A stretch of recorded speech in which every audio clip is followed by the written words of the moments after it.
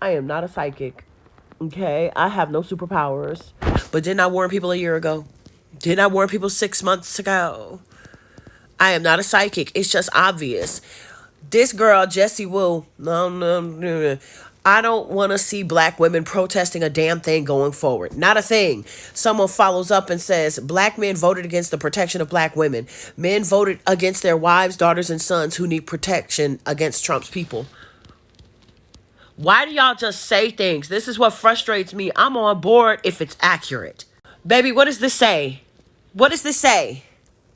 The same white men that y'all are now saying that the Democrats need to solely focus on and solely run are the same white men that voted for Donald Trump. The same white women that y'all are on Twitter begging for their solidarity are the same white women that voted for Trump. And black men, by majority, voted for Kamala. So what are we talking about?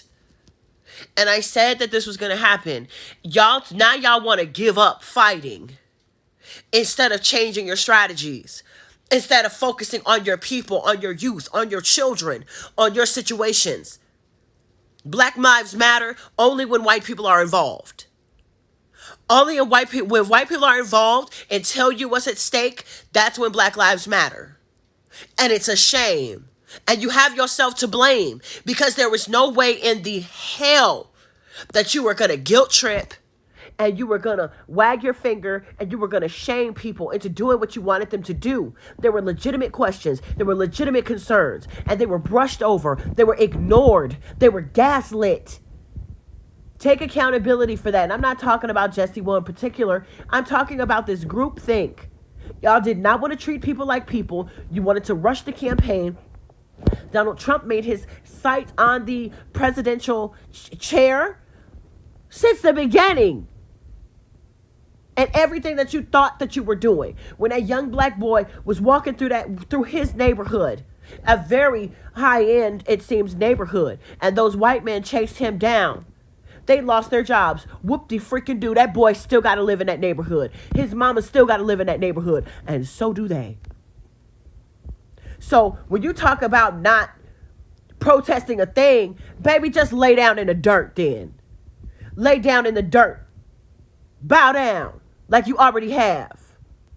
Y'all sitting up here acting like you revolutionaries. Acting like you really fighting against something. Baby, bye with that nonsense. Whatever makes you sleep better at night. But be forewarned, somebody gonna come knocking at your window one day. Let's not keep up with these lies. Let's not keep up with these lies. Black men have always been in solidarity with black women. We have outliers, absolutely. We got hurt Negroes on podcasts. But if you are letting a podcast and the internet dictate your interpersonal connection with your men, your sons,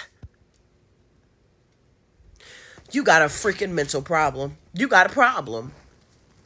And I'm just over it. I'm going back to talking about kittens and babies and stuff. More on that later.